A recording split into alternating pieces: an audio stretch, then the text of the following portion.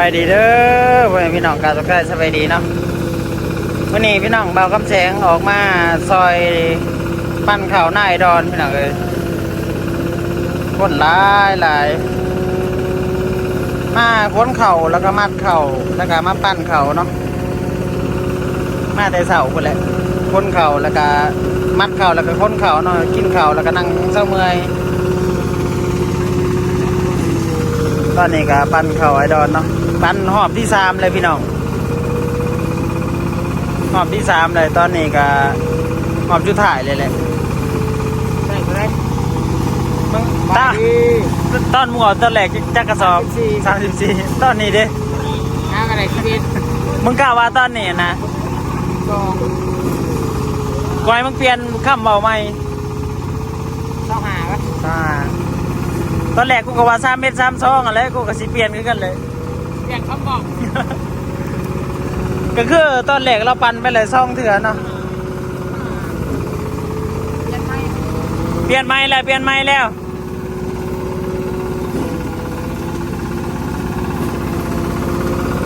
ยังมากมันหล่นเด้บักลายมัน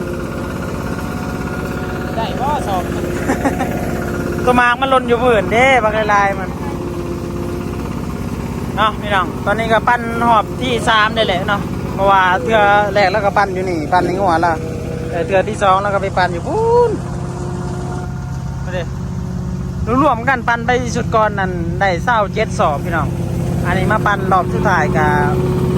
บหลายๆคนเพิ่นก็ว่าประมาณ30คนแล้วเนาะ30ป้ายบางคนก็40ก็ยังมีแต่ว่ามาเบิ่งตัวจริงมันสิได้หรือบ่ได้พี่น้องนี่ก็คือเขาที่ปั้นออกมาแล้วเนาะ1 2 3 4 5 6 7 8 9 10 11 12 13ตัวนี้หาก็ได้13กระสอบพี่น้องและส่วนที่เหลือผู้สิได้ตัวได้เนาะนี่แล้วก็ในรถไถนำในรถไถนี่คนใส่บางยานนี่น่าจะบ่ได้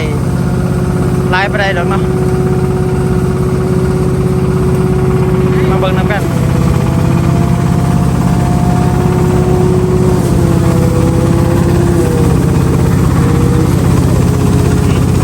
นี่เขาบอกของบ้านเขาจะนายไม่เท่าเห็นนะไม่เท่าเห็นไม่เท่าสิเบ้าลังย่อเขาไปเยี่ยพวดโอ้ย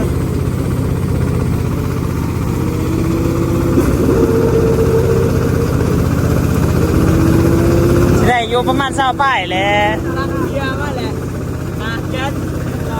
สั่งมาเลย5 แก๊สเอาไปส่งเขาคืน3ถ้าในต้มก็พื้นอยู่หรอกกิน2 แก๊สก็พอเลย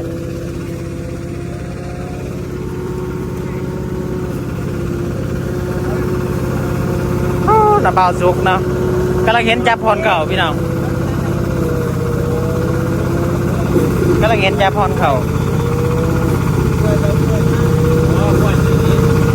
น้ำเบาดอนมันเปลี่ยนคำสีลงเลย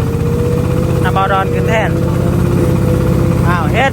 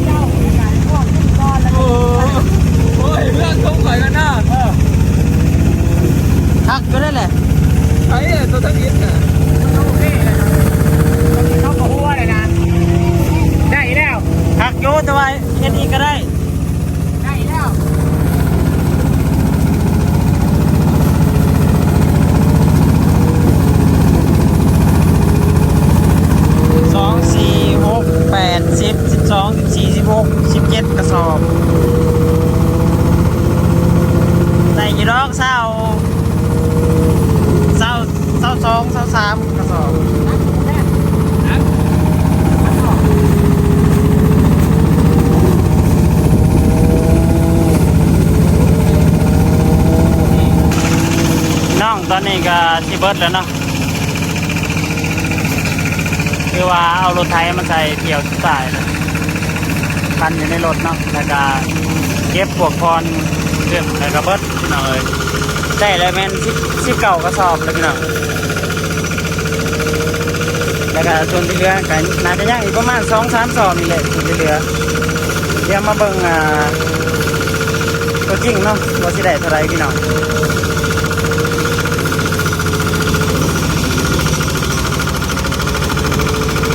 หัวก็ทำสิกิน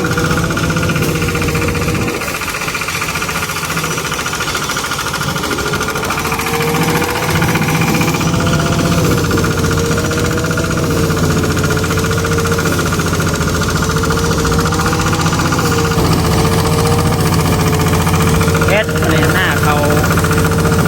หน้าไอดอลเนาะคนสุดท้ายที่ได้เท่าไรพี่น้องที่ทุกปีอันที่ใกล้บันไดที่เย็บเนาะปีเสื่อมก็ได้เศร้าป้ายใกล้เนี่ยบันไดคือว่าได้ไล่ขึ้นเนี่ยเรา40กว่าแล้วเนาะที่นี่ว่าได้ว่าจะ50ป้ายเนาะ50-60เพราะว่าเพิ่นปั้นไปแล้ว50ตอนนั้นปั้นไปแล้ว27เลยอันนี้ก็ได้เพิ่นเกือบ20แล้วพี่น้อง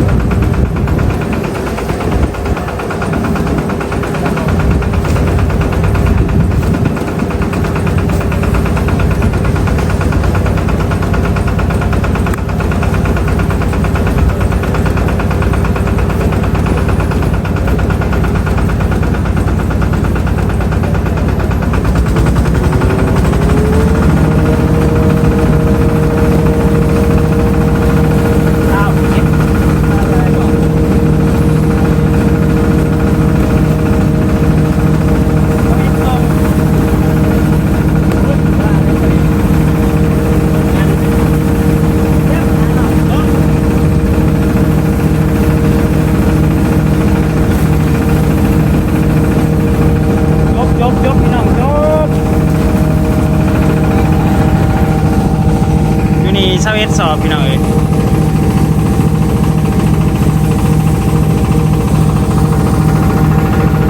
21กระสอบต้นน้ำบ่เต็มซะ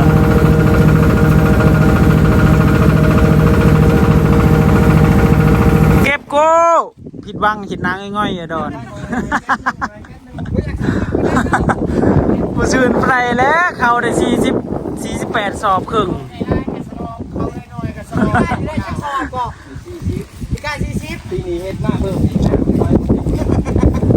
อันปุ้ยก็เพิ่มอีกสอบหนึ่งเนาะ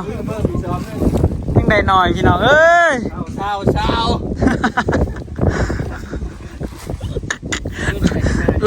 ไล่คากินคายากันพวกมาอันนี้มากินมาอยู่นี่ก็ปู้เบิดแล้วอันเขานี่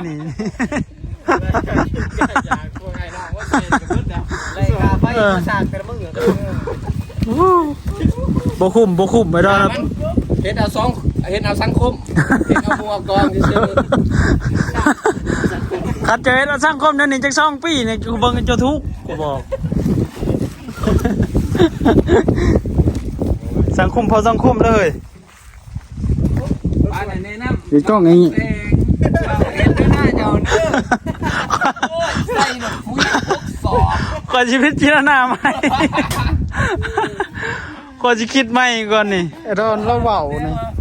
หน้าใส่มาถึงสอนเกลือเนาะคุยเนาะ คอยชื่อแต่เป็นโล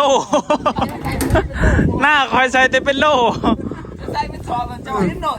เขา82 เดี๋ยวจีไปลองเฮ็ดคือกันเพราะว่าบ่เคยเฮ็ดทั้งบ้าน มาดำมาดิบ่ได้ลำละหว่างคือกัน ได้เท่าไดก็ ใน60ตอนที่พ่อเราเห็น อยู่นี่นะปุ้ยแล้วมันจะบ่สิป้ายสอบ ใส่3สอบนึง เป็นน้ำพันเขาแล้วเพราะว่า เพราะว่ามันเป็นน้ำพันเขา เจ้าก็เอาพันธุ์เขาแล้วตีแนวใดพันธุ์หยังเขางั้นเขาดอก ใส่ขาวๆนี่ ขาวๆก็อยากงั้นและขาวๆเด้อ มาดิขาวๆเลย หันแล้วจ้ะว่า อันนี้ หากว่าเป็นตาได้นะแหนมเบิ่งก็เบิ่งเขาก็ บ่ได้ เนาะ แสงมันยังบ่ได้มากมันห่างกันมาพวกมันเนี้ยอันตัวนี้ ใบงามเนาะ พวกลายอยู่แต่ว่ามันเขาดีหาย รีบลายนำทั้งเงามันก็รีบลาย ผมไม่เท่า ง่าย เกี่ยว แต่ใบ ผมไม่เท่าเกี่ยวไว้ บ่ กระยาอะไรเราให้งัวเฮากินยาใหม่ๆนี่มันก็ดีใจแล้วเฮาก็ มันจบแน่อยู่แต่เคยได้หัวหน้ากูสิเกี่ยวนี่มันออกมาแน่เท่านี้ออกมากินเว้ยมั่วกินกับเบิดไรให้ แต่ละมื้อละ ต้องให้ แต่ละมื้อเห็นแต่อันนั้นหัวหน้ามันยางถือจกถือเสียมยางเลาะอยู่อะ เตะต่อกินเบียร์ไปไปแล้วไป พวกนี้อยากเสียเงินแล้วพวกนี้เขาเบิ่งอยากเสียเบี้ยอะไรพวกนี้ มา อยากเสียเบี้ยเขาเบิ่งพวกนี้ ออกมาโลดเลือกเอาโลดคนฮะ ไป ไป โจมรถขึ้นรถโจมโจมเข้าขึ้นรถกันเว้ย โอเคเอาอ่านตูดมา หน้าสอบใส่เมื่อบาทเดียวเลย ตูดมารถนะฮะเอาใส่รถปะเอาก็เลย ก่อนแล้วมันแล้วข้าวเดียว ไปพี่น้องเดี๋ยว โอ้ยัง สิไปเตะต่อบัดเลย ถ่ายคลิปเตะต่อบ้านน้ำเบียร์นี่เข้าลุกเด้ มึงอยู่กับทำบักซี่ป่ะ โอ้บางทีว้าวว้าวอันประกาศบางที ลูกอ่านซ้ำข้าวต้องมาเล่นเหรอ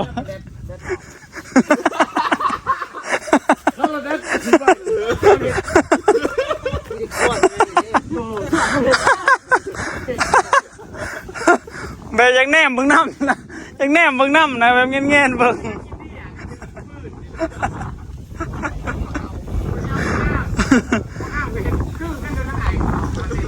จัดให้มาได้จัดให้มาได้4 ทีมเนาะ3 ทีมก็ได้3 ทีมโอเค ซอยตะดอนนะพวกเขาลุกได้สั่ง เอาเก็บเงินกันซื้อเองเลย